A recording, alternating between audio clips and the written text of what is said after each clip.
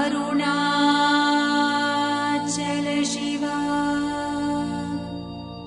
Arunachala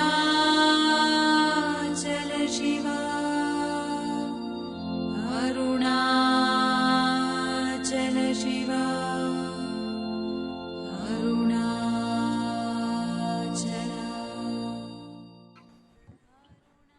Namaste. Welcome to Satsang, Jai Shankar. Thank you so much for being here. To all the Zoomers around the world, Namaste. Thank you for being here. Can you hear me at the back?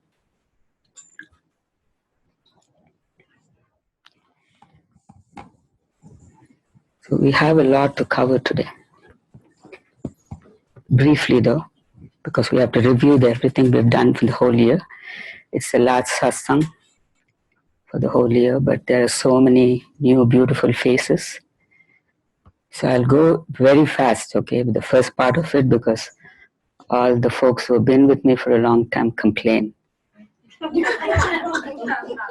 Oh, Ma is going over it, the whole thing again.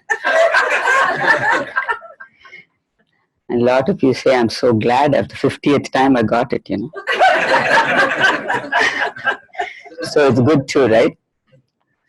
So those of you who do not know, be alert. Those of you who know, be patient. Don't say, oh, I already know that, you know. So, emancipation. Emancipation. What is emancipation? Enlightenment. So first, what are the prerequisites for enlightenment, moksha, emancipation? And after the prerequisites, which we'll go into in a few minutes, what is the state of being after enlightenment? And before we go into that, I want to mention, right now, here and now, you are the ancient, you are the eternal one. You are the very vastness right now. Before even you realize yourself, you are that. Right? So what I'm requesting is wake up from this dream. Wake up and realize your own vastness here and now in this lifetime. Why postpone? Not even this lifetime, you can do it now. Like that. You want it, you can have it. But are you prepared to give up everything? Challenge question. Everything, I mean everything. Not physically, not physically. No. You can have your mansions, you can have your Mercedes-Benz, you can have your Jaguars, you can have everything. But how attached are you to those things? How attached are you to those? Because remember, they're so in the now. They're here 1 minute, next minute they can go. You're going with your Jaguar and you think you're in the top of the world, you have your girlfriend next to you and you're just, you know, open roof and everything. You're going. And the girlfriend's hair is, blonde hair is flying there. And you're saying, oh, I got it, I'm the dude, you know. I have it all and, you know, I mean, what else is there in life, right? Boom, accident. Girlfriend goes one way, he goes one way, he doesn't know what happened. But somehow nothing happens. There are a little bit, you know, little bit of injuries and all that. And they wake up and they're just like shocked. What the heck, you know? So please think about that. That's how fragile life is. The illusory world is like that. Any moment it can go. So what makes it solid and beautiful and serene and harmonious is that within you. When you realize that capacity within you, that immensity within you, that gives you that stability, that is always constant within you, that doesn't go away. You know, in the world they say the only constant is change. Because the only constant is change, because every moment is changing. Every moment life changes, right? It shifts. There's nothing stable about it.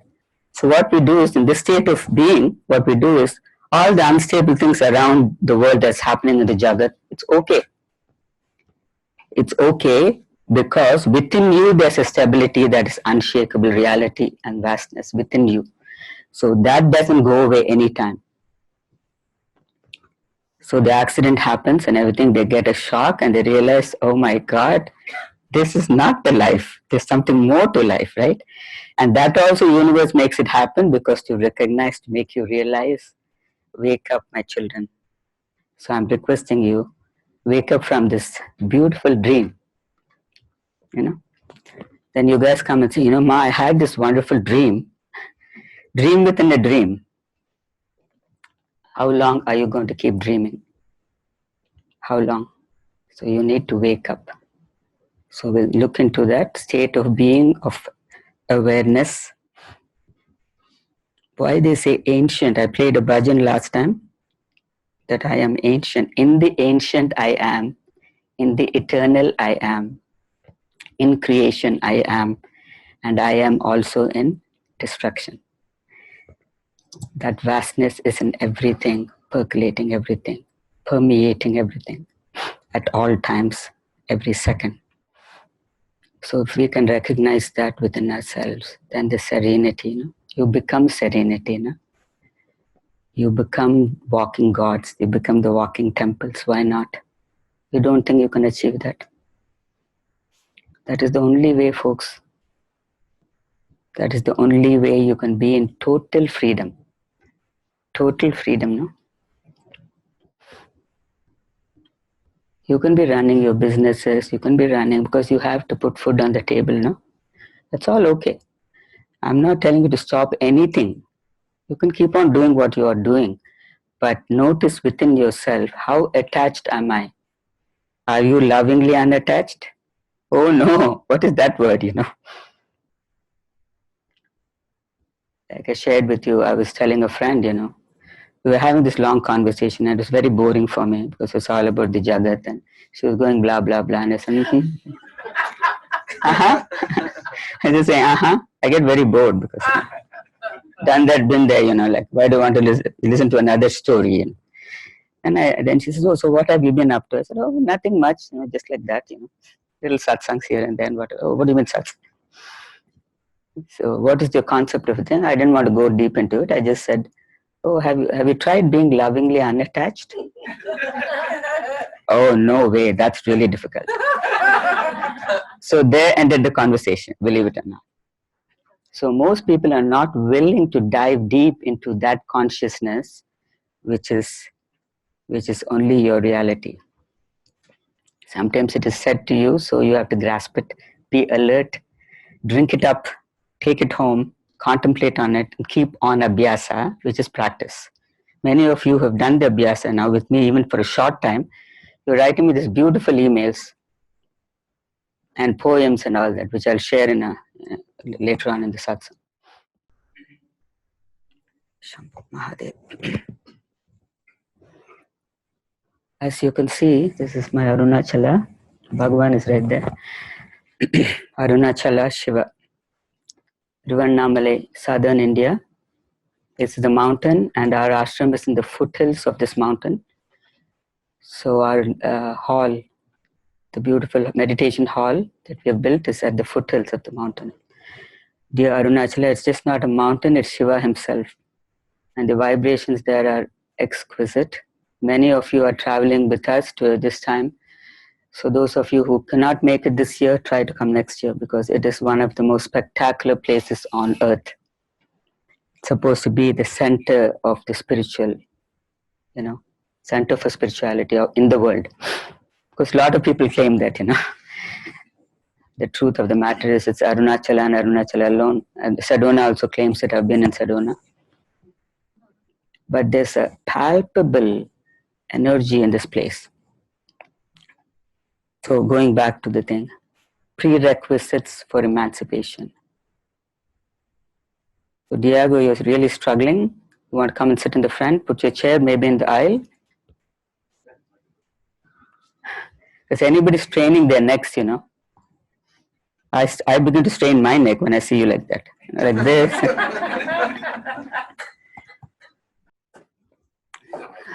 Oh, wow.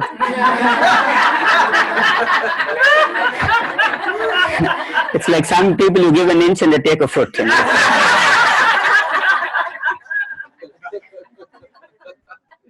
So prerequisites for this is not a comedy show. Okay, I mean I can be funny, but you know, pay attention. Prerequisites for enlightenment. Anybody? Humility. Good. Sharanagati, total surrender. Commitment. Excellent. Who said that? Good. So, love, letting go. First of all, the very first prerequisite is you have to have a genuine yearning to know yourself. Genuine yearning to know yourself. Do you have that? Know who you are. Otherwise, you won't be here, no? Grace would not have brought you here. So pay attention that somehow, even if you're kicking and screaming, but you're still sitting here. You're saying, oh, okay, what is she going to do? All the judgments come up. Last time I caught you guys, no? Resistance. What is he going to say, you know, that I do not already know? You know? But yet God has brought you here. God has brought you here for a reason. So that's fine. So listen, you know, because there is no personality speaking or something. That's the personality. Dropped off already long time. So the deep yearning, wanting to know who I am is very important, essential. So the moment you yearn, what happens? You have to be also humble, like somebody said. Humble, humility. Elizabeth said humility. So when you're humble and you're deep yearning, no, how can the grace not flow? How can the grace not flow towards you? You're here, taking time off on a Saturday, you're simply sitting. Beautiful. The grace will flow. So letting go. It's a very difficult concept. It's not a concept. I'll call it a concept because you make it a concept. You know, just from all your interactions and so letting go. Are you able to let go of whatever is bothering you? You know, you got to do this, Nick. You got to fulfill this thing. That and this. So for a few minutes, first start off with a few minutes. I'm letting go of this thing. If I let go, who am I? You have the desires. Ma, just this one desire, and then you know I'll be done. Too late. Whether you're 30, 25, 30, 60, 70, 80, too late. Because the very fact you're sitting here, no? That means God is saying it's time, it's your time, baby, you know, and you're sleeping. So you just have to wake up from this dream and recognize that this is my time. Let me pay attention to my own beingness within myself. So letting go of all those see, if you have a desire, you have an expectation that it will be filled or be fulfilled, or you want the fulfilled, right? So you have to drop the expectations, drop the desires, and after that, what? Letting go of everything, and totally at the end is surrendering yourself to that one within you. Trust me, that is the easiest path. Now, Bhagavan says self-inquiry and then surrender. I looked at self-inquiry. Okay, who am I? Okay, to whom is this thing arising? You can also do that if you're intellectual. You can do that. To whom is this problems arising? And you go within and you see, you know. But if you just surrender, because you know God has created you. It's His business to take care of you. But you're so worried about this body, when I'm going to get the food, how much the food is going to, how the food is going to be. You don't have to worry. Just be sincere at the moment. Do whatever you're doing beautifully. If you're a chef, you do it beautifully with authenticity and love. And if you're an engineer, you do the same thing, everything. Because, you know, world needs all of those, right? Different people, doing different things. We need surgeons doing procedures on your body. We need engineers, we need spiritual people. Everything is there, automatic, it's going on, autopilot, it's okay. But how attached are you to that doingness is the issue. So dropping that doership, prerequisite is dropping the doership. That is the most difficult.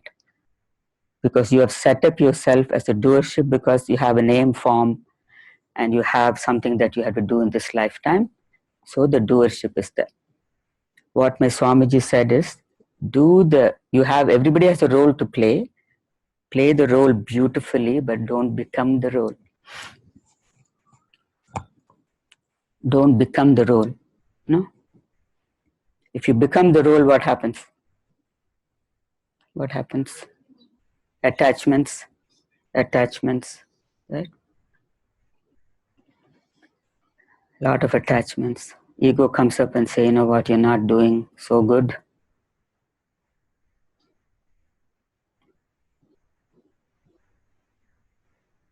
Come on, giddy up. I mean, you got to make more money and you got to buy your car and your wife wants a car and all this list will be gone.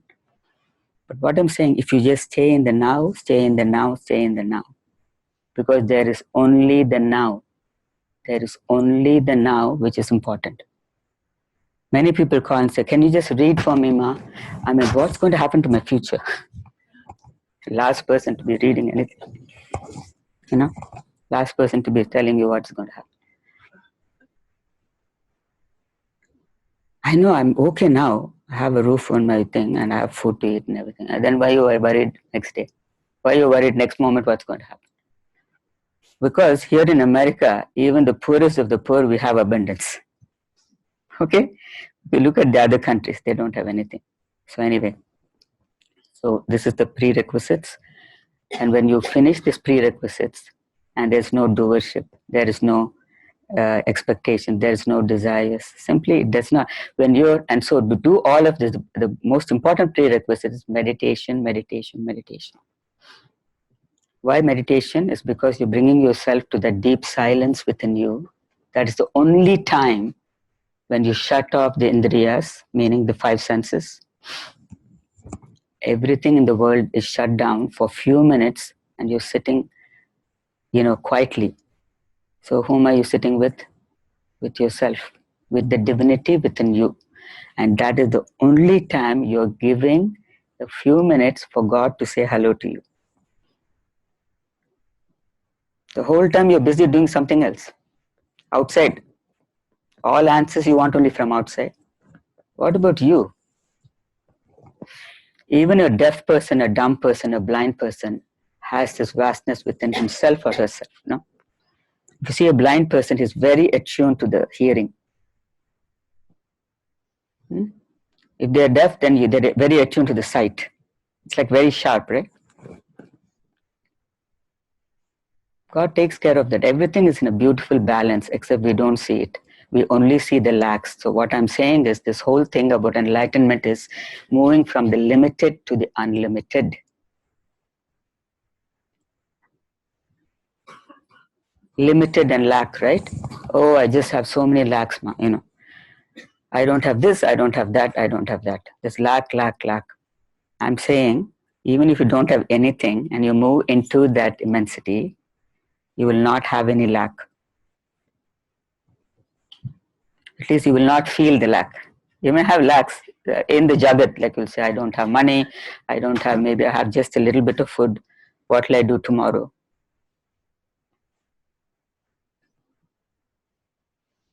One person here was telling one day she didn't have food to buy the next day. I said, don't worry about it. Next day she got $150. She came home, brought the groceries, had to pay her bills and whatever happened. No? In the moment only. 2 days back she didn't know she'll have food, no? And she could pay a little bit for the rent, whatever. Miracles happen like that only if you have faith. You have belief, faith. So when you become all of this, what I'm telling you, it is actually very simple. I'm not saying something new. Everybody knows this. All the masters are preaching this only. Everybody knows that. But how many have realized and how many are simply living that life is the key point. Vedantic truth you can know. Everybody can talk. It is like terrific orators, who can talk a lot. But how many are living the truth, understanding the divine consciousness, the vastness within you, understanding it and living it, living the truth? Not too many. So coming to the state of being after enlightenment. What is the state of being after enlightenment? Anybody?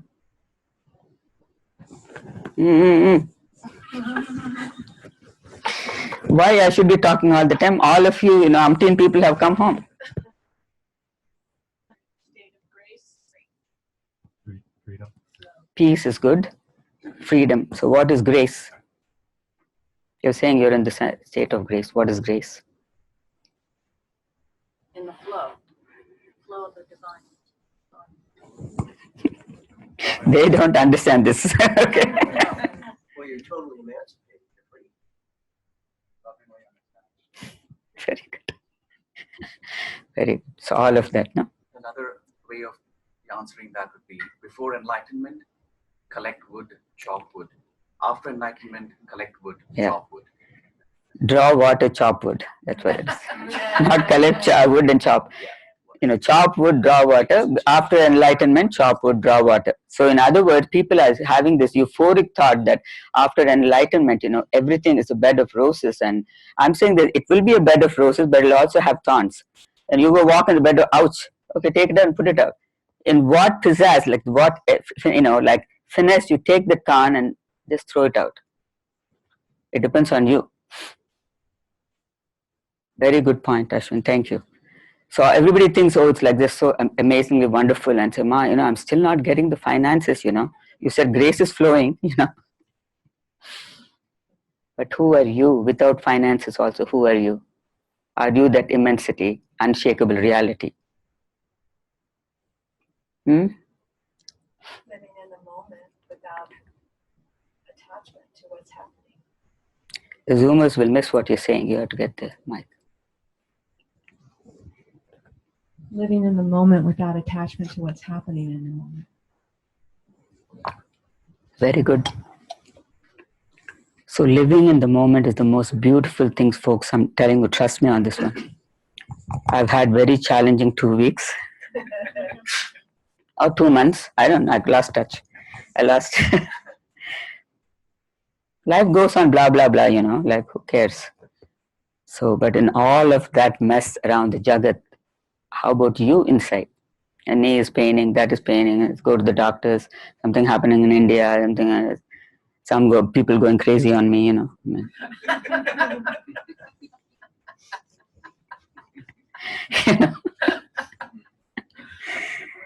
I'm going, where is this coming from, my child, It's called Prarabdha, past life karmas, it goes on like that. So anyway, so state of being is this emancipated state, which every moment, you don't have to even sit 1 hour meditation, but in the beginning, you have to sit 3 hours a day. Don't say, oops, 1 hour in the morning, 1 hour in the afternoon, 1 hour in the evening. Again, it's just like, if you're working, you're a student in the afternoon. The reason I'm saying the afternoon is so important is because you're just going back to source. Because you go in the morning to work and then you're all finished your meditation, you're in Chidananda Rupam, Shivoham, Shivoham. You're the embodiment of love, okay, embodiment of pure joy, love and consciousness. Adi Shankaracharya, who's an 8-year-old boy, wrote this. I've said this over and over again many times. So when you go to work, you're like that, right?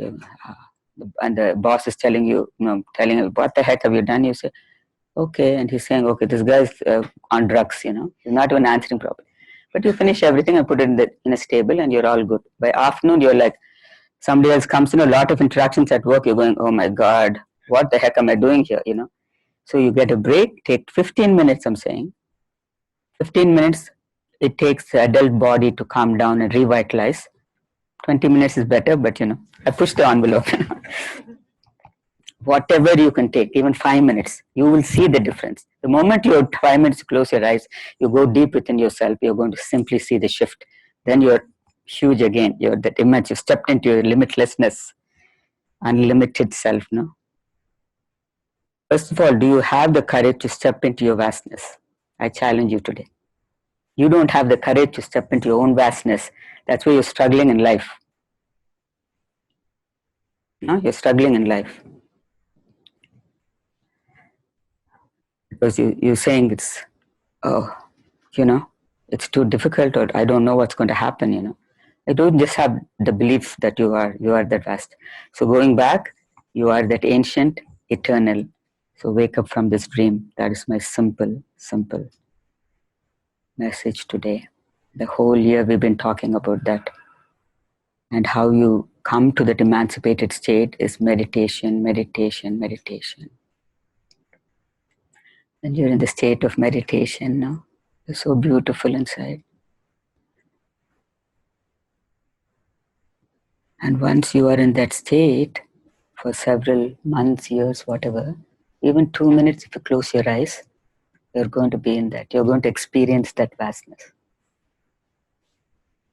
When I say vastness, you may think, oh, she told vastness. Now I'm not seeing any vastness here. Glorious dimensions and this. It is simply the stillness where there's no boundaries. In that stillness, no, there are boundaries. In that soft stillness, boundaryless. So that is what I'm talking about, vastness. When you sit in that stillness, do you remember your desires? Do you have expectations? Do you remember your wants? Nothing. Everything falls away. Everything falls away.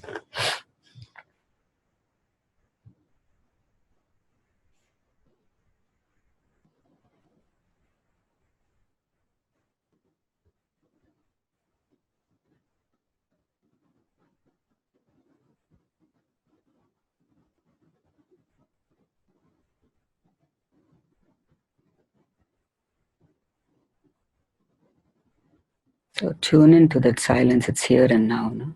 It's already here. No? I'm sure most of you can feel the silence. The moment you stop talking, it's a very vibrant silence. Yes or no? Yes. So just like this, after a while, the speech also drops.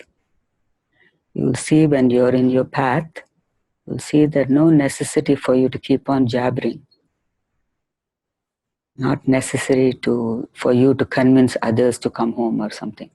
First, you come home yourself and stabilize in it. Then you'll see that the entire universe is beautiful, waiting for you to wake up.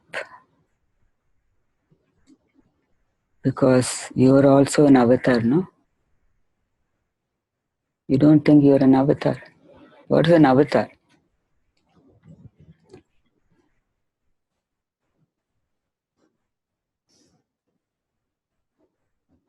Ordinary people doing extraordinary things. Ordinary, this one.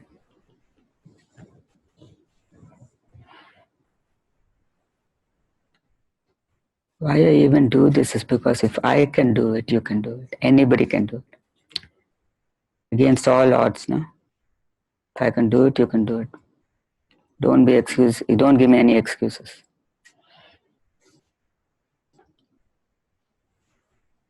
I'm not telling you have to go and sit in Himalayas. I'm not telling you stop your work.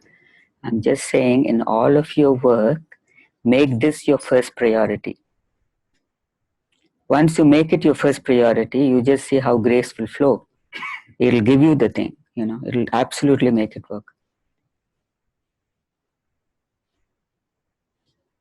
Even the mundane things, if you just let go, you want to do, something, this has to happen and you don't have that much money or something. I always say, Shambhu, take care, I don't know. And that Shambhu that I talk about is Shiva, Shambhu means Shiva. It's not outside of me. It's something that is very palpable within me. So that ancient, that eternal being is within you at all times, not anywhere else outside. So to realize that vastness within you, that majesty within you is what the path of enlightenment. Actually, we call it a path, we call it a journey, but really you're already there. Why we call it a journey is because to recognize that which you have forgotten, to recognize that which you have forgotten, to bring you back to that state of consciousness that you are the divinity, now and always have been. Now and always have been. And once you come to that state, don't be very proud of it. Because if you have that pride, you cannot come to that state. Humility. Don't try teaching anybody anything. Just be. Just be yourself. Your very vibration be picked up.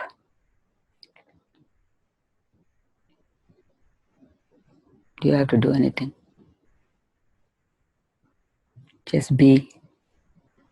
The world needs the beingness, not somebody, with a tight stick saying, hey, you need to do this, you need to sit and do meditation. I can say it, but not anybody else. So any questions thus far? Any questions?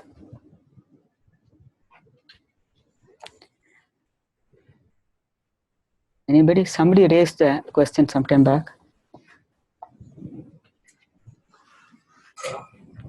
There was a question from the somebody who can't be here. Yeah, I know. And I forgot to print that question out for you. Oh, you forgot to print it. Oh, good. Divine orchestration. That's the point. Okay, Louis, I appreciate you sending the question. It's a very long question and long explanation. So basically from what I remember from the email that Deepa sent, she's not printed it out, but I will try to answer. If you're sending any questions, please pertaining to enlightenment and enlightenment only. Because then it becomes like an encyclopedia opening up, and I can't do that in 2 hours. So basically the question was about trees. About trees that Louise has been having visions, and she's been going to other dimensions, and everything to do with trees. That's very beautiful. The first thing I would like to request is don't go trying to go into dimensions. All this astral travel, dimensions, going here, going there, that's all beautiful that you're able to do it. But what I'm saying, if you're in the path of enlightenment, you need to forsake, renounce, denounce all of that. Otherwise, you ain't going to see God.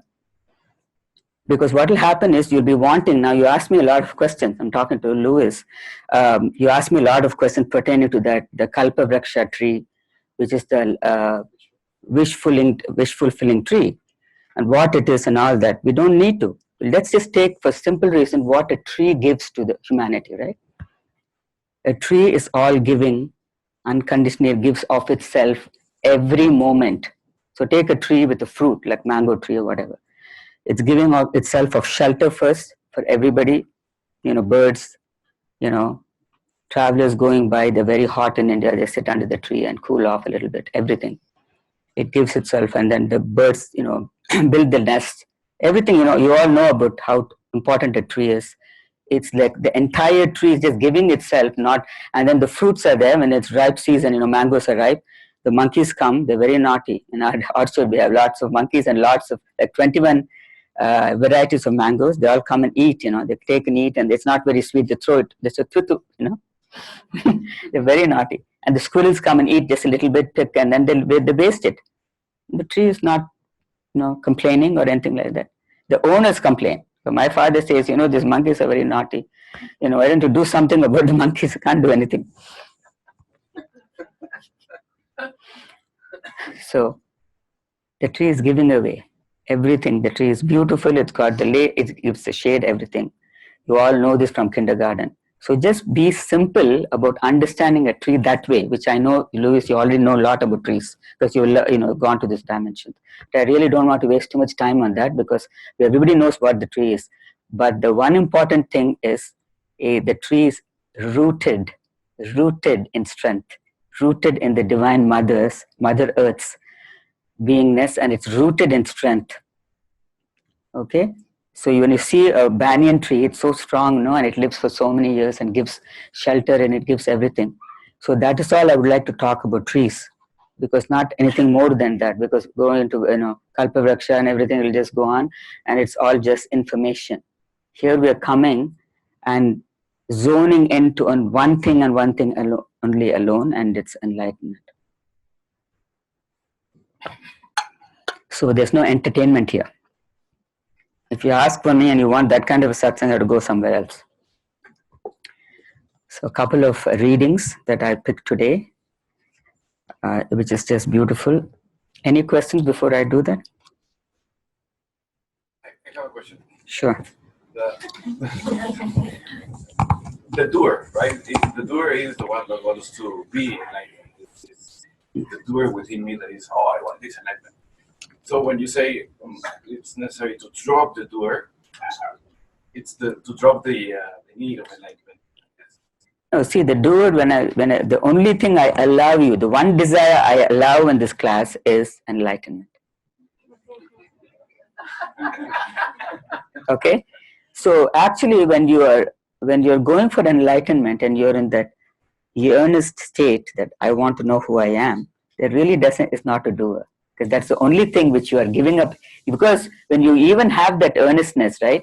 Because you're prepared to give up everything for that goal. Yes or no? Then doership will drop automatically. No? So it's only one goal in the doer.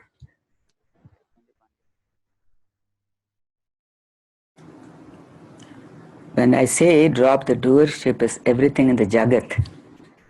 No, when you say you are a student or you go to work, there's a doership. It's saying, well, I have to excel in my studies. I have to do well in this job. You will do well because you have a state of intelligence. That's where, suppose you're doing a PhD course, say, for example, you have intelligent, you're an intelligent human being and somehow you got into the PhD course. Then how did that happen? That's also grace. So you're there for a reason.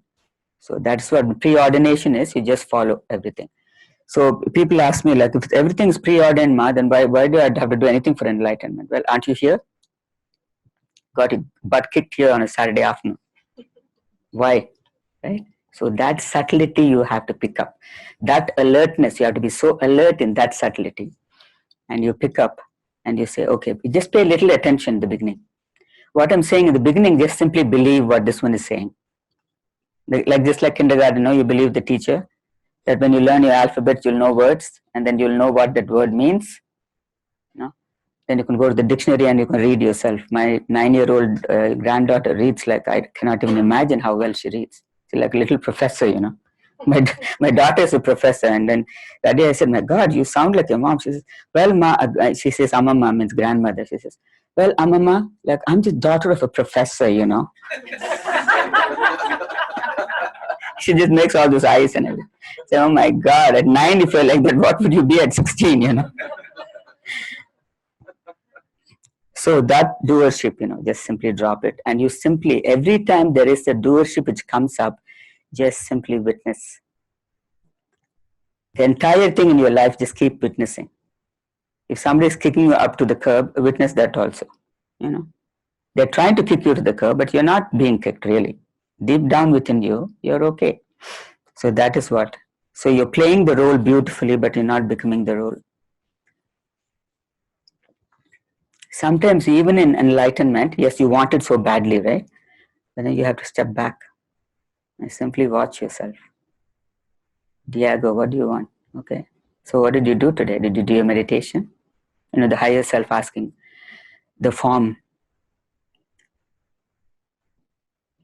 Parat Param Parameshwara.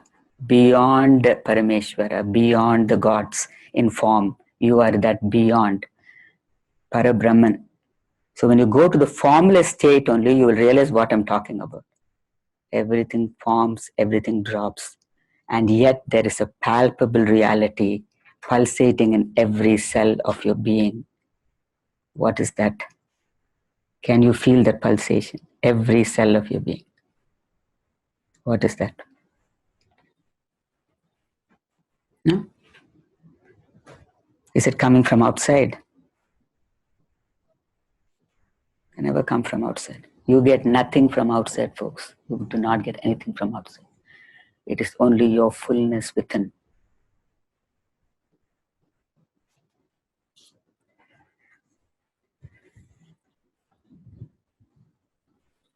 So, this is a book which I always read daily thoughts and prayers. And many of you have bought it. It's available in the Vedanta Society. Salient thought for the day. As we go deeper within ourselves, we are less inclined to notice other outer happenings. It's very, very important. Some of you sit there and say, tell me everything that happens in the satsang. This was not right, that was not right. I said, don't even tell me, because to me everything is perfection. So when you delve deep into your Chidananda Rupam, where can you see imperfections? Can you see imperfections anywhere? You can't. Lines to memorize. Drink my soul from life's perpetual spring.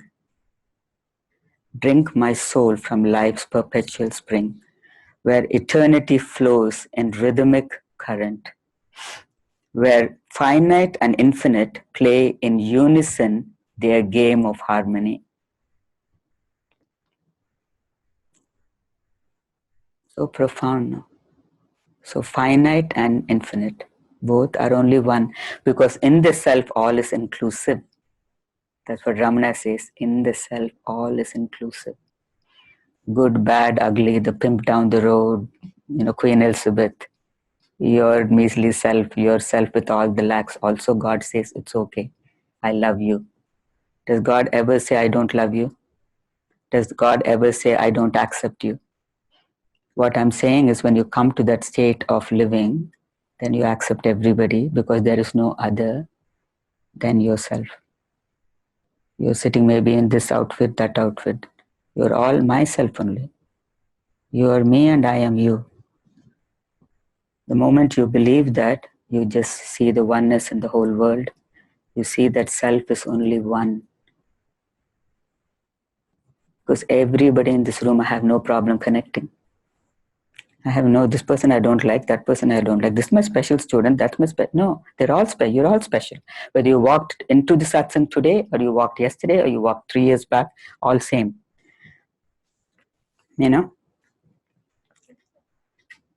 Radical truth. One important thing, another thing is, you live in radical truth and authenticity. That's the state of enlightenment. Radical truth. You'll be simply chopping everything that is false. Asatoma sadgamaya, tamasoma jyotirgamaya. Asatoma, asatya means that which is untruth, you will chop away. From untruth to truth. Tamasoma jyotirgamaya, from darkness to light. To jyoti means light. Mrityormar amritam gamaya. So mrityu is death, from death to deathlessness, to immortality. Drink my soul from life's perpetual spring, where eternity flows in rhythmic current, where where finite and infinite play in unison their game of harmony. Lesson. A person who lives in the outside notices all things, and all things are noticeable to him. He magnifies, he imagines that a person looks or acts with evil intent. We can magnify evil to such an extent that it becomes a tremendous burden to us. Becomes a tremendous burden to us. We find no peace even in the jungle, and we must learn to conquer this. When a person lives inwardly, he loses contact with the world. When he has found his inner contact, he misses nothing. See, when you say you don't be of the world, like the sentence says, when a person lives inwardly, he loses contact with the world. So most of you are afraid. Oh my God, Ma, what are you talking about? I'm not talking, the book is talking. And I feel this book is so relevant. That's why I'm bringing it. So that is the fear. See, main thing in enlightenment, when I said it's very simple, but why it's not easy, because we can't drop our fears. We have fears sticking here, fears sticking there, everything. And we say, oh, outside, if I drop the world, what's going to happen? If I go inward so deeply, the world is completely gone. Not at all, in the contrary. If I'm sitting here, every part of this room, self already knows who's falling asleep, who's like, whatever. It's okay. It's a given. It's a given that it's just known. It's known to you, that knowledge is within you. It's known to you.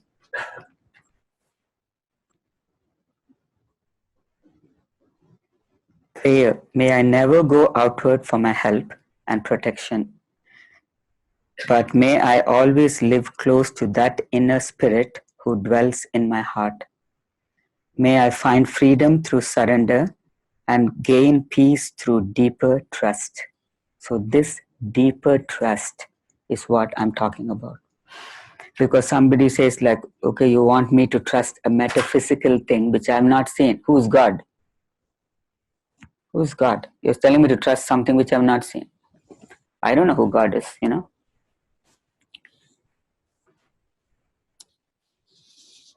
So I was just telling this person, he was describing this beautiful, he feels the air, beauty of the air, beauty of the birds, beauty of the sunlight, beauty of nature. And in that, when he's feeling that, who is he? That higher self within himself is noticing the beauty of nature. Because when you come full enlightenment, you notice everything in kaleidoscope, high definition. Every little dandelion, oh wow, that is so beautiful. Oh my God. And my husband will say, okay, let's move along. I mean, what's the big thing in this? What are you looking at? I'm saying, but you don't understand. This is like so tiny and so beautiful. He's saying, okay, time already. It's always time to go, for my husband. And they're looking at it. I'm just like, you're just lost in the little dandelion, in a tiny little dandelion.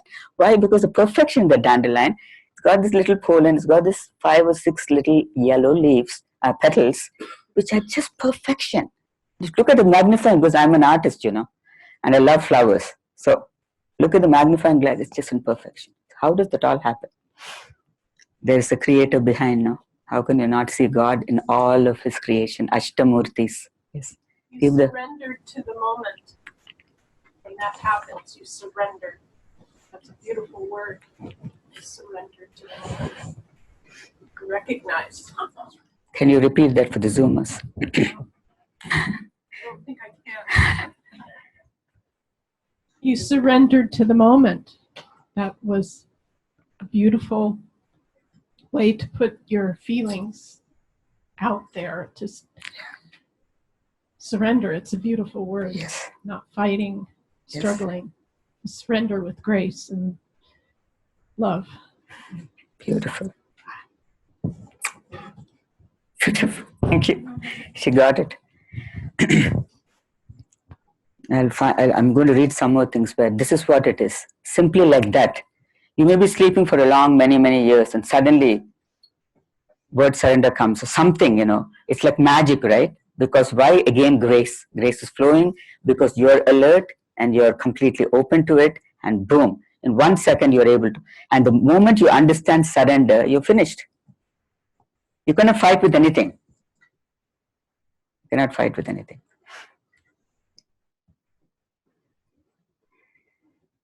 May I live always close to the inner spirit who dwells in my heart.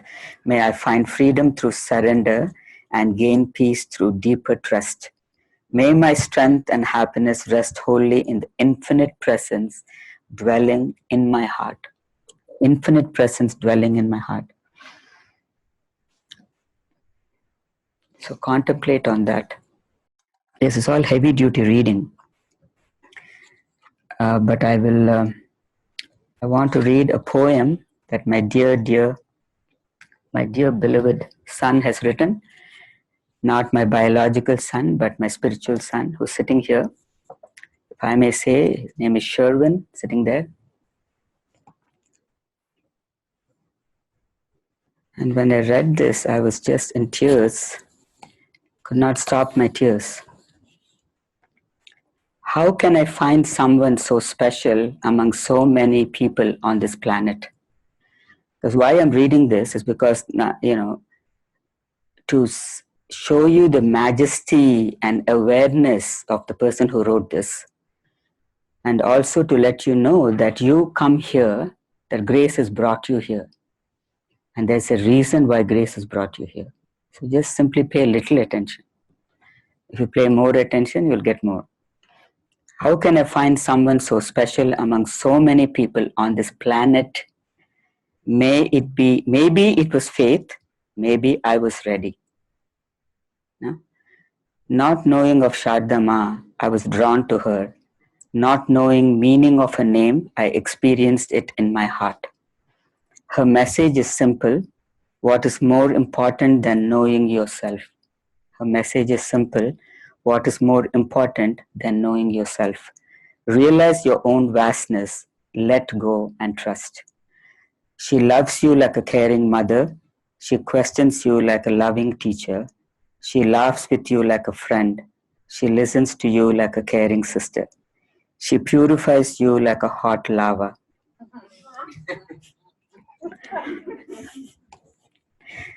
My father liked the next sentence. She prunes your attachments like a seasoned gardener. She reads you like an open book. She raises your vibration like a heavenly song. She reminds you who you are by being herself. She teaches about living by being alive in the moment, the locksmith that frees you from your tiny cell, the loving mother that wakes you up to yourself, the mirror that reflects your divine light, the shining light that guides you home. Sherwin Hojat. Thank you so much. Isn't this the most spectacular rendering? And the reason I want to read it is this amazing awareness and depth of seeing within himself. And he's actually writing about himself, no? Not about his ma. Because all that I'm talking to you is not, something this one, a personality reaching out to you, but it's more of putting a mirror in front of you, because that is your own vastness. That is your own vastness. No. Any questions? Basically, that poem is the whole enlightenment. No?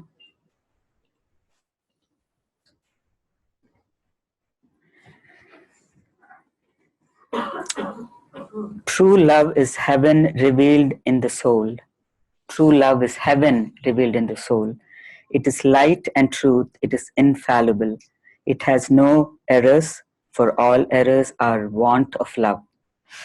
But one will, it has but one will, and that is to give itself up to everything,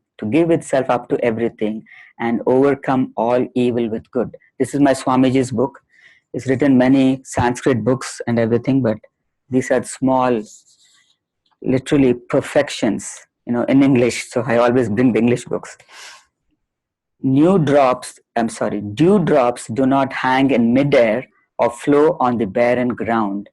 They are deposited and gleam most beautifully on the blades of grass. Your pure yearnings are the grass on whose wings the dewdrops of divine mercy descend to nourish divine sprouts of the soul. So you're the sprouts of the soul. Pray to the sky to reveal the mystery of the soul's all-pervasive oneness. To the flowing breeze to reveal the soul's all-powerful, irresistible life pulse, prana, life pulse. To the waters to reveal the taste of its all-satiating blissfulness, and to the light to reveal unfading, unwinking brilliance of Atman. Atman means soul. Let us bow down again and again to that tremendous power of divine grace that can draw away the universal veil of ignorance in a moment, like the melting mist, and instantly reveal itself. So it always talks about divine grace. So when I started doing this grace transmission, I did not know this, maybe knew it in the depths of my soul. And I didn't have this book also. It was just came into production, I think last year when I went. Still the mind perfectly, even for a few minutes, still the mind perfectly. Why I tell you in the afternoon also take a break? This is why. Even for a few minutes, 1,000 unholy vasanas will die out. 1,000 unholy vasanas. Vasanas are impressions of past life karmas or past life. All the impressions stays in your soul.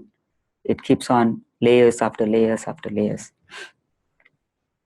As waters stream towards the ocean and fires flame towards the sun, all expressions of power should naturally glorify the Creator, God, by pointing to Him. If this is realized in every movement of the soul, in thought, word, deed, life becomes blessed, a play. So it's important, the thought, word, and deed. Okay? How many of us do that? Are we consistent in thought, word, and deed? You think one, and then you go outside the world, hi, how are you? I just don't like this person, I'm just like so. All that I'm saying is be truthful every moment. Be truthful. You don't have to say, oh, I love you, sweetie. It's so beautiful what you're wearing. And you don't like it at all. You say, no. This is like, hello, I'm here, and and you're going to say, oh, you're looking so lovely.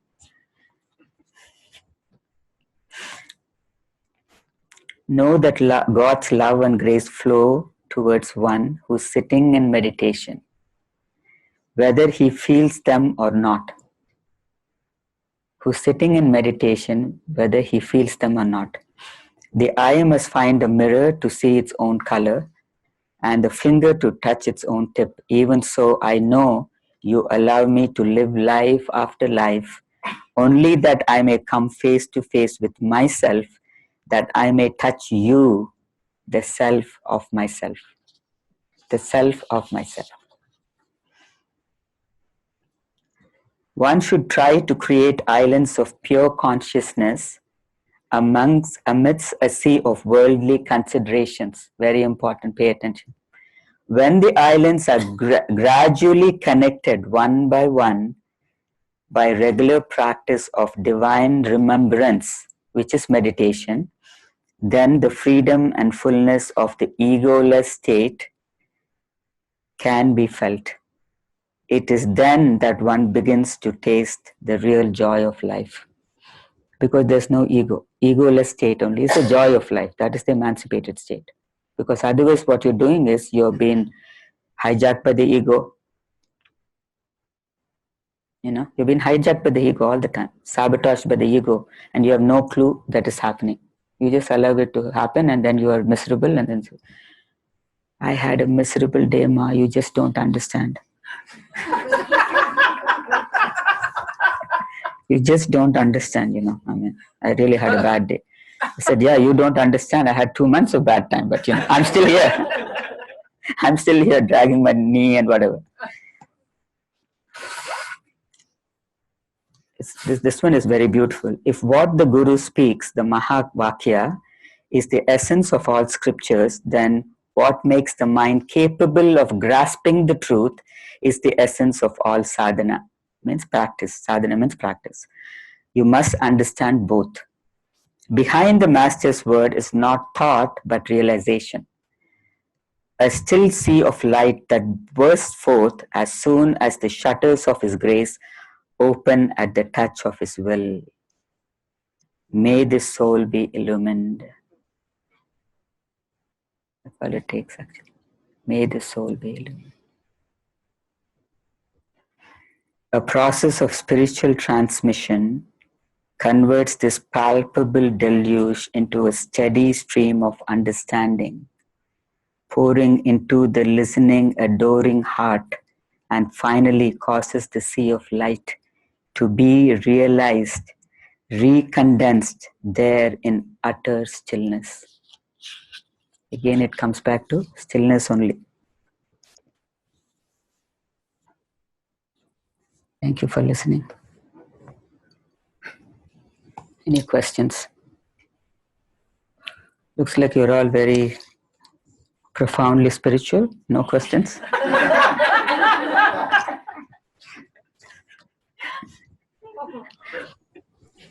So, yes, please give the.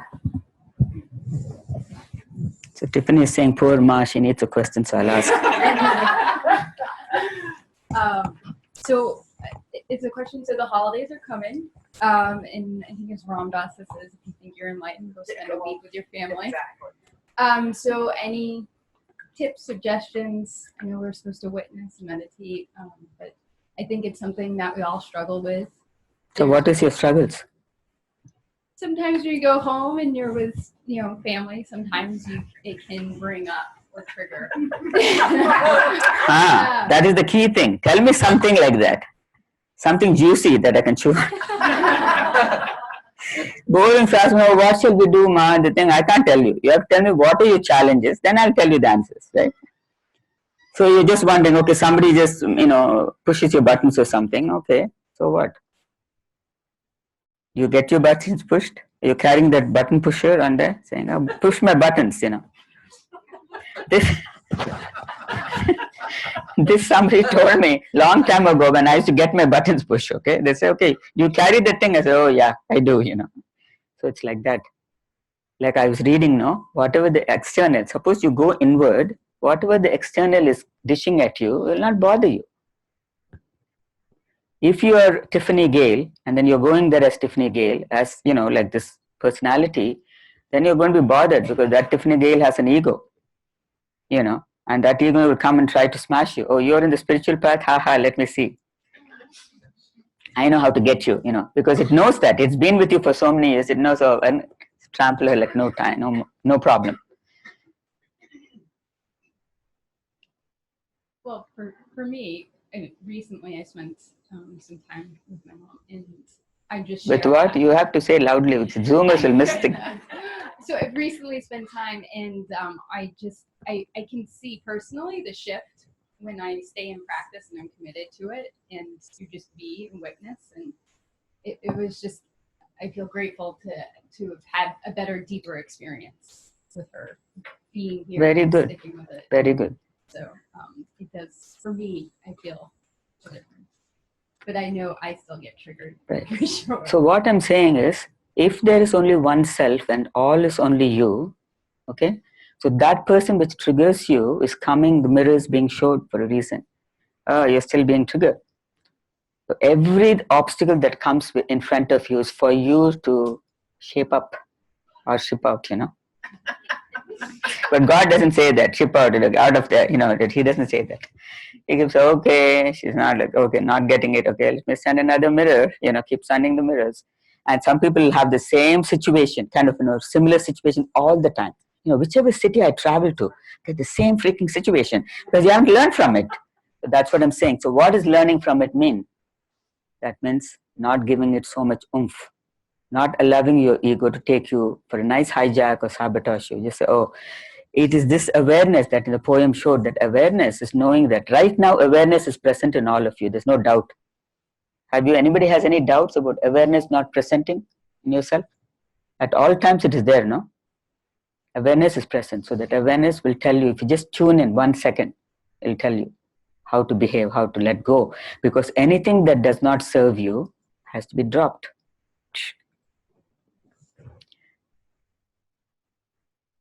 Sometimes you may be like a Mother Kali, I had to just drop a couple of things, recent past. Lovingly unattached. That's when lovingly, you have no resentment, no anger, no nothing, but you're just saying, this is time, I have to let go of this situation bothering me. When you are in that family event, right, and you have to still spend another week, you'll say, okay, hi, yeah, I'll just be back. If you cannot take it at all, right, what will you do? Get out. You can't take the fire, just get out of there. So you just go to your room or something, just go to the bathroom even and sit there and say, oh my God, do some deep breathing, do some pranayam, and then go out and say, hi, I'm back. See, because in life you have to do the dance. I'm not saying everything is going to be, oh yeah, she's in the path of enlightenment, so, everything will be just, Even the worst situations will come to you. Like my Swamiji used to say, every obstacle is a brick of foundation for your enlightenment. It's a brick of foundation. You have to start building that foundation. So when you come to the top, you are just not, you're just looking down saying, no, thank you. Because you have that inner courage to say, no, thank you. You're very lovely and I love you. Mwah. But once in a while only I'll keep you in my life.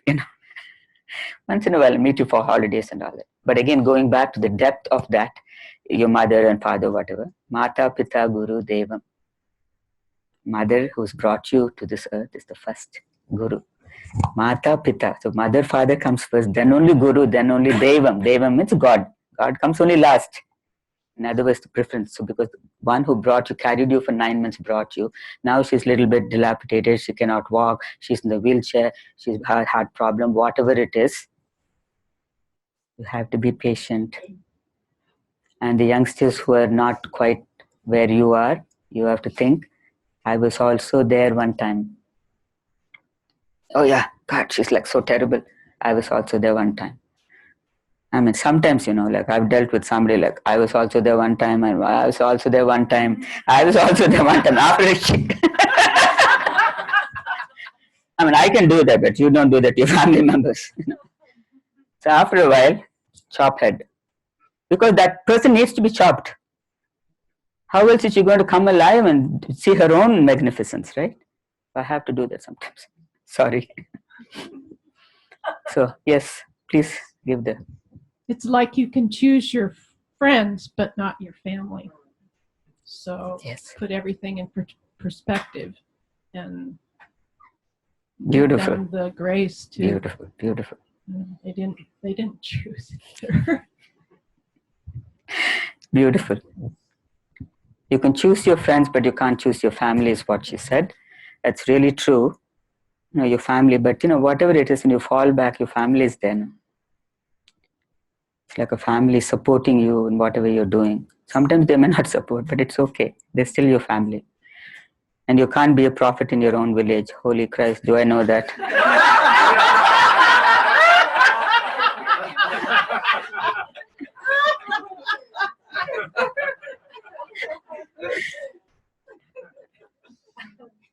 you know, 1.5 months, yeah, I'm going to be there in India.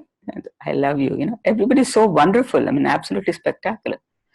They just don't want to enter the satsang space. What can I do? My father, who's 88 years old, will walk up the stairs every day. He never missed even a single day. My mom couldn't walk up the stairs, but she would always come, and before I go up, she will come and say, Jai Shankar, have a wonderful satsang. That's enough, See the energy, so beautiful. But all the other people, they're just 4 hours away in Chennai, right? And this Tiruvannamalai is about 4 hours. What can I do? I mean, I just let them, like I said, don't disturb, I can disturb you, but don't disturb the other people who don't want to be disturbed, because you can't see when you try to push somebody who come for enlightenment, you sit here, get enlightenment, it doesn't work. After a while, they'll go back to their swabhavas. That's their own old tendencies, okay? The people who come here, they want to sit, they want to be, committed to it, and they're coming every time. They miss a couple, but they're still coming and sitting. That's when you can just chop their heads off. So we'll do the transmission because we have so many things, right? Photography and all this. Any questions regarding transmission? If I do anything less than 1 hour, these people complain. Well, it was not long enough. See, the even if I end the meditation earlier, but the transmission, you're getting a full blast. Right? We know.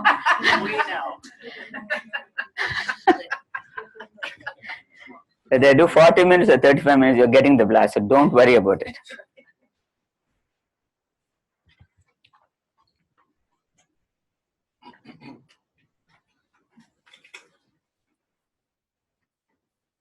So contemplation while meditation.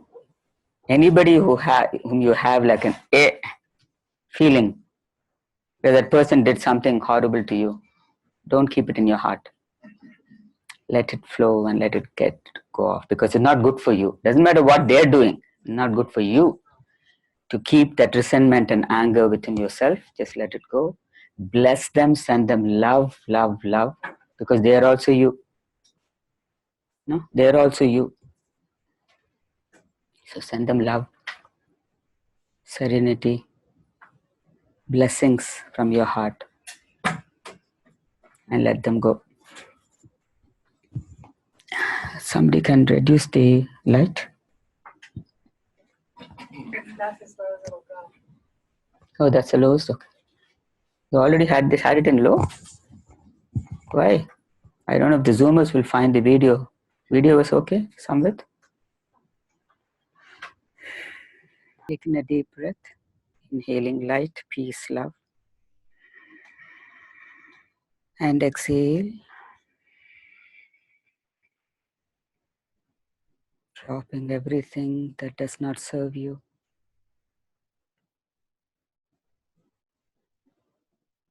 Inhale deeply, inhaling light, peace, love, and exhale, letting go deeply, going and staying at the core of your being. For the newcomers, the right side of your heart, which is the Hridaya Kamalam, meaning the lotus of your heart. Staying there, sitting in a beautiful lotus, white lotus, and letting go of the whole world. Just taking a little vacation for just this 45 minutes. One last inhalation, deep inhalation, inhaling light, peace, love. And exhale.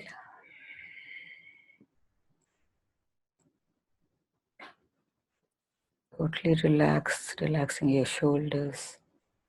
I just want you to be, not be this or that.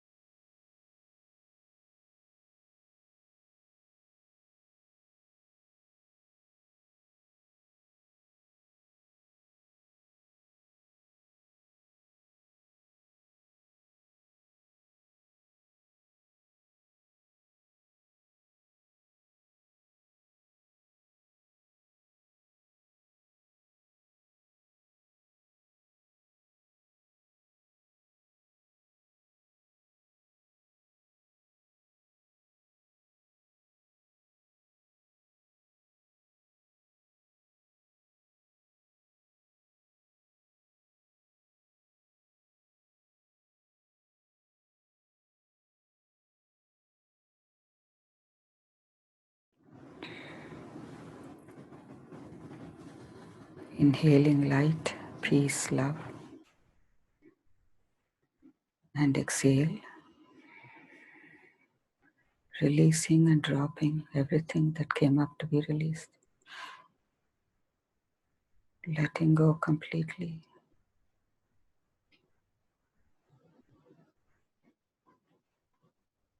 Inhale gently, inhaling light, peace, love,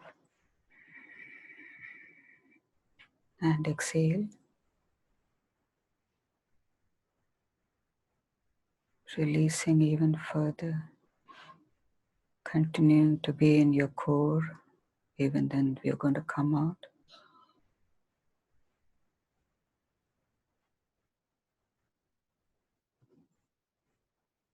One last deep inhalation, inhaling light, peace, love, and exhale.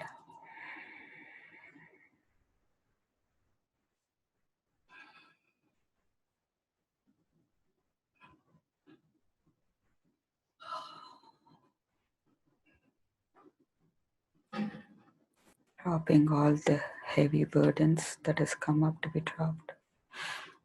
So you can go home feeling very light.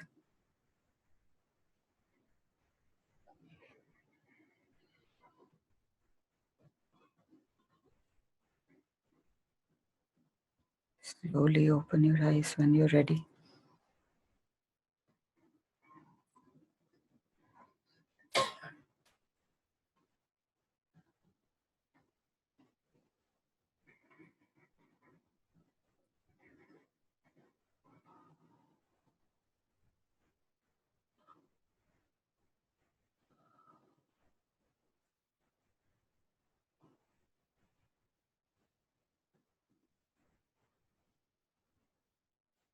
Thank you.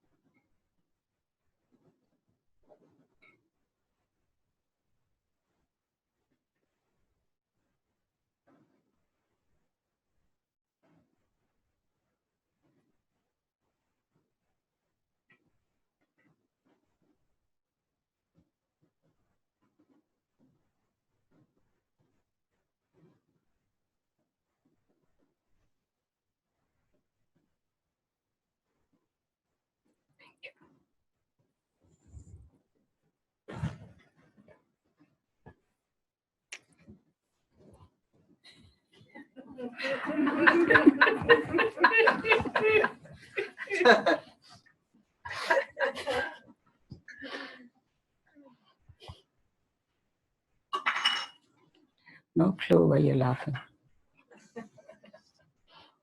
You're naughty one. Started. How are you all doing?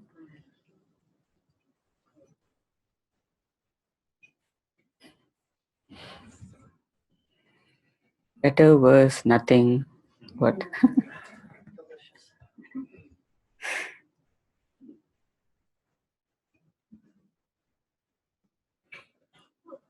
So when you go home, make sure you don't go for a Christmas party or something. Hopefully there's nothing today. Just relax. Just be yourself.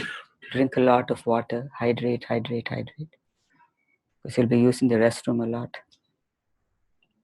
You want to release all the toxins now. All the prarabdha karmas came up to be released.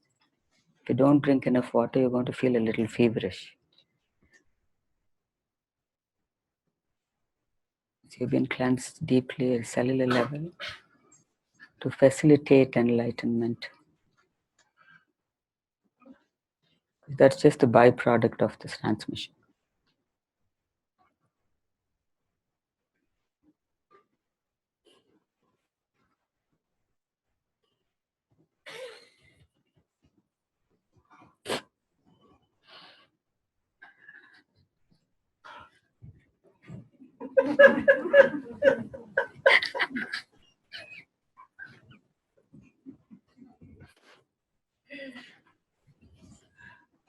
Going back to Tiffany's question, where your buttons are pushed. One more thing I want to add is acceptance. If you accept every moment, every situation in your life, it makes life easier. If you're going with colored glasses, perspective, your perspective, that this is the way it should be, so naturally it's not going to be like what the other people are, Who are you to question their beingness? Manifestations are all of different kinds of manifestations. Respect everything and just accept. May not just fit your, expectations, but it's okay. And notice that whenever I just accept the moment, in the moment, whatever it is, without judgment. One thing we forgot, nobody reminded me, prerequisites for enlightenment is no judgment. First, starting with yourself as well as the others. Because how many times we judge ourselves, oh, I'm not good enough, I have to make more money, I just am not able to meditate as much as I want to. It's okay. Be patient. Like I said, it's a simple thing, but it's not easy path. Because all that you're familiar with all of your lifetimes, simply I'm telling you to drop. And you're saying, you crazy lady, why would I do that, right? But it has to. It has to go internally. Externally, you have your job, you do. Internally, you have to drop. Why I told Lewis about, going into other dimensions and, which you had asked about the trees and all, because it's kind of like, I call it tinsel town. Because you go and, God's creation is so beautiful. He wants you to be happy. So there's a lot of entertainment, a lot of beauty around the world. And I don't deny the beauty. I don't deny there are universes. I don't deny any of that. But if you start going into that realm, then you'll be so fascinated. You'll say, oh, I want to go further and see what's going on. And you'll be totally lost. You will be totally lost from this simplicity. So you have to focus on the simplicity of your life, of who the simple being that is within you is yearning for that enlightenment, that emancipation, who's tired of being here, going to all these realms and this and that and everything. All the entertainment has to go. Sometimes when you're in that thing, you say, oh, I see this higher, great dimensions. And sometimes, they said, oh, I see this light. And, Ma, I see all these terrific lights. I said, so what? Are you enlightened? Give him some water. You want some water? Okay. You can see lights, you can see euphoric. You can be in the euphoria for 5 days or whatever. Are you feeling the stillness? If you're kind of captured by the lights and euphoria, you're not the self. Boring. Okay. Boring meditation. And then you come to this, it's so boring. Okay, you're rolling your eyes and one fine day, boom.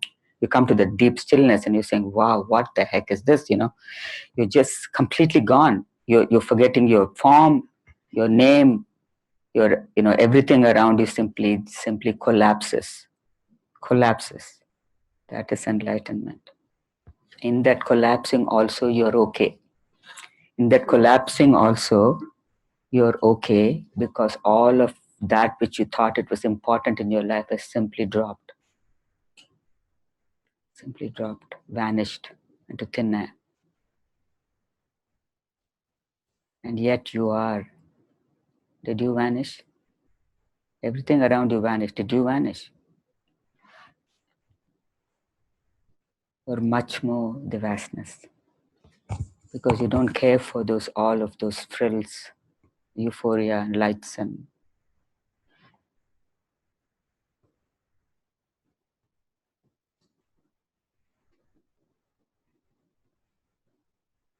yes.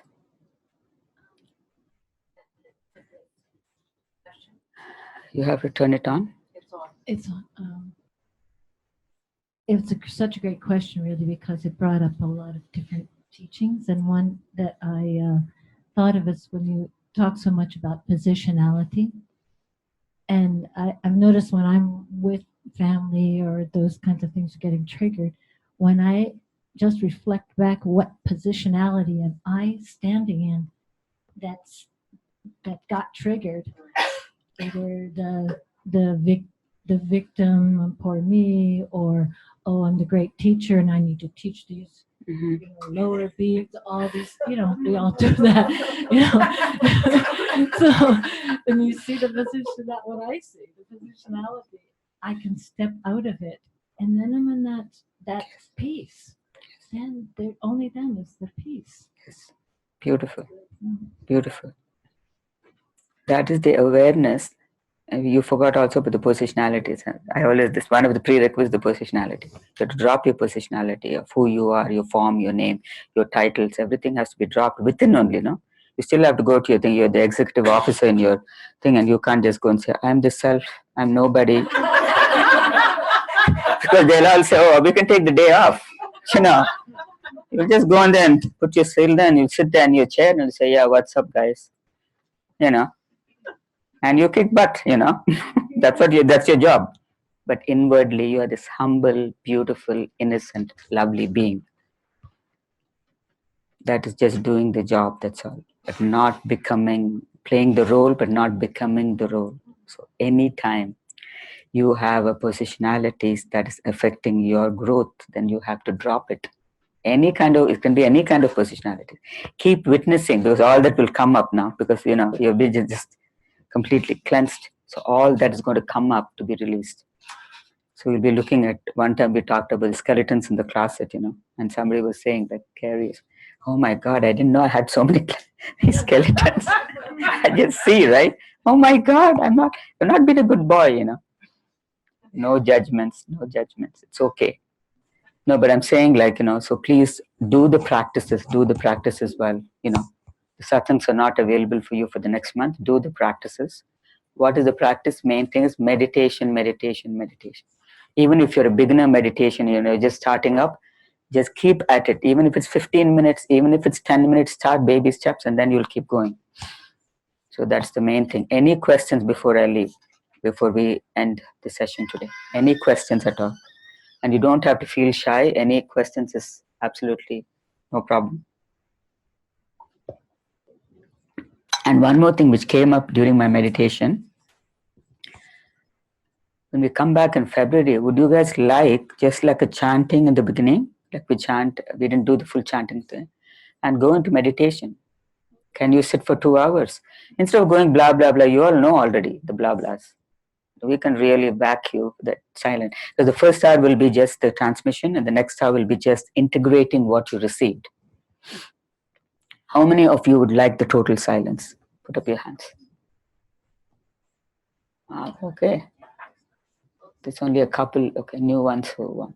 Because sometimes people want some information, to get you to that space. And if you want it, we can always speak. I can keep going for 4 hours. But the thing is, then we lose the stillness time.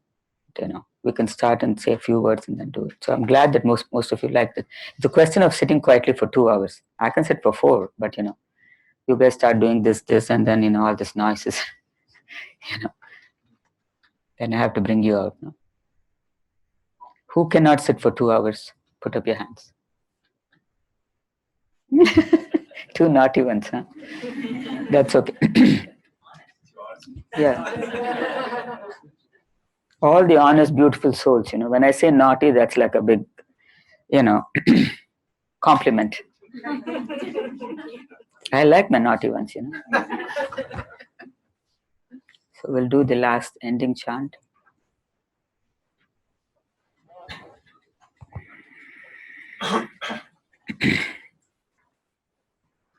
Asato ma sadgamaya tamaso ma jyotirgamaya mrityorma amritam gamaya.